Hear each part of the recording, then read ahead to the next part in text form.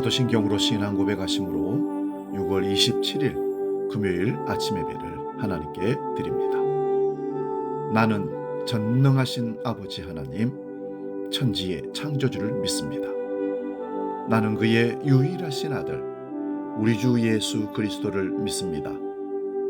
그는 성령으로 잉태되어 동정녀 마리아에게서 나시고 본디오 빌라도에게 고난을 받아 십자가에 못 박혀 죽으시고 장사된 지 사흘 만에 죽은 자 가운데서 다시 살아나셨으며 하늘에 오르시어 전능하신 아버지 하나님 우편에 앉아 계시다가 거기로부터 살아있는 자와 죽은 자를 심판하러 오십니다. 나는 성령을 믿으며 거룩한 공교회와 성도의 교제와 죄를 용서받는 것과 몸의 부활과 영생을 믿습니다. 아멘.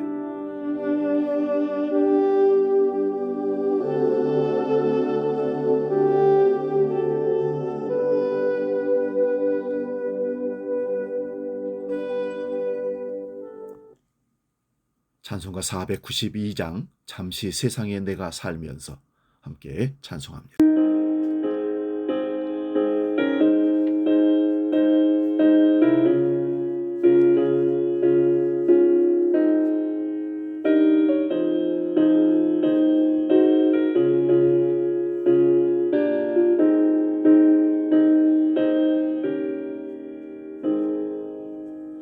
잠시 세상에 내가 살면서 항상 찬송 부르다가 나를 저물어 오라 하시면 영광 중에 나아가리 열린 천국 문 내가 들어가 세상 짐을 내려놓고 빛나며 유번 받아 쓰고서 주와 함께 길이 살리 눈물 골짜기 더듬으면서 나의 갈 길 다가오네 주의 품 안에 내가 안기어 영원토록 살리로다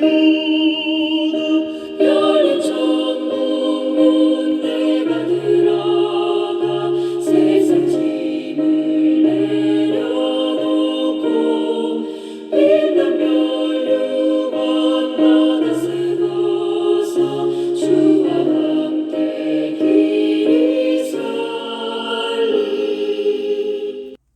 오늘 아침 우리에게 주신 하나님 말씀은 구약성경 출애굽기 15장 25절 26절입니다. 구약성경 105면에 있습니다. 출애굽기 15장 25절 26절 봉독할 때 살아계신 하나님의 음성을 들을 수 있기 바랍니다. 지금 봉독합니다. 모세가 여호와께 부르짖었더니 여호와께서 그에게 한 나무를 가리키시니 그가 물에 던지니 물이 달게 되었더라. 거기서 여호와께서 그들을 위하여 법도와 율례를 정하시고 그들을 시험하실세 이르시되 너희가 너희 하나님 나 여호와의 말을 들어 순종하고 내가 보기에 의를 행하며 내 계명의 길을 기울이며 내 모든 규례를 지키면 내가 애굽 사람에게 내린 모든 질병 중 하나도 너희에게 내리지 아니하리니 나는 너희를 치료하는 여호와임이니라. 아멘. 봉독한 말씀으로 인생 하프타임, 이런 제목으로 말씀의 은혜를 나눕니다. 인생 후반전이라고 해석할 수 있습니다. 우리는 눈앞에 닥친 현실의 냉정함을 직시해야 합니다. 축구 경기를 보면 전반전과 후반전 사이에 하프타임이 있습니다. 한 번이라도 선수나 코치로 뛰어본 사람이면 이 하프타임이 얼마나 중요한 시간인지 잘 알고 있습니다. 하프타임은 첫째 휴식의 시간입니다. 심장이 터지도록 열심히 뛴 사람에게 단 5분의 휴식도 꿀처럼 달콤합니다. 중간에 조금이라도 쉬면서 육체와 정신을 다시 추스른 사람과 그러지 못한 사람 차이는 하늘과 땅의 차이입니다. 하프타임은 또한 전반전을 돌아보며 후반전의 새로운 전략을 수립하는 시간입니다. 아무리 이론적으로 잘 준비했다 해도 실전을 뛰어본 경험과는 비교할 바가 못 됩니다. 아무리 준비했어도 전혀 예상치 못한 변수들이 실전에서 수없이 많이 뛰어나오기 때문에 그렇습니다. 하프타임은 실전으로 뛰었던 전반전의 실수와 성공, 그리고 상대의 실수와 성공들을 종합 분석하면서 후반전을 준비하는 시간입니다. 인생도 마찬가지입니다. 전반전은 인생의 의미에 대해 깊이 생각할 겨를도 없이 정신없이 생존을 위해서만 뛰어야 했던 시간이었습니다. 치열한 경쟁을 뚫고 대학에 입학해서 졸업하고 한 여자와 한 남자와 사랑에 빠져서 결혼해서 아이를 낳고 직장에 들어가고 밤낮 없이 일에 승진하고 점차 남들 보기에 괜찮은 집과 살림살이들을 갖추어가는 그저 앞만 바라봤던 달렸던 삶이었습니다. 인생의 하프타임에 들어서서 잠깐 숨을 돌리는 순간 더 이상 이런 식으로 인생 후반전을 살 수 없다는 것을 깨닫게 됩니다. 오늘 출애굽기 15장에 보면 이스라엘 백성이 큰 물을 건너 구원받은 홍해 사건을 기록하고 있습니다. 물의 주인이신 하나님이 놀라운 은혜를 베풀어 홍해에서 이스라엘을 구원하셨습니다. 이런 감격적인 홍해를 경험하셨습니까? 구원의 여러 가지 느낌과 이미지가 있지만 이런 가슴 벅차게 드라마틱한 홍해의 경험도 있습니다. 구원은 인생의 큰 변화이기 때문입니다. 내 인생의 주인이 바뀌는 장면을 경험합니다. 이스라엘이 애굽의 노예 생활을 마치고 이 홍해에서 새로운 시작을 경험했듯이 우리도 이 홍해의 구원 경험을 통해 인생의 새로운 출발을 경험합니다. 그런데 우리 인생이 구원의 체험만 있으면 끝이 아니라는 것입니다. 이스라엘 백성도 홍해라는 금물을 건너 구원받았다고 하여서 모든 인생이 아름다운 결말을 맞은 것은 결코 아니었습니다.